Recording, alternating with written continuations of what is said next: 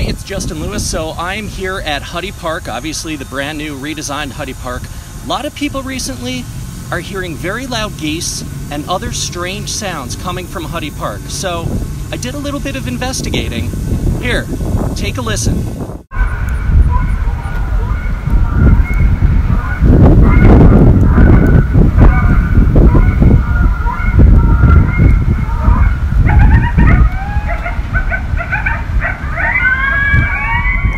So, what happened is the Township of Toms River has put in these recordings.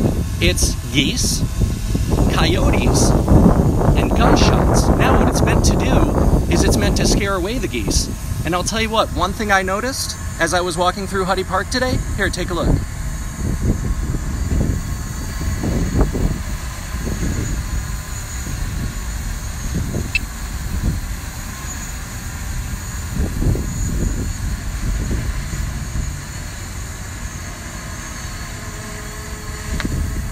You see that?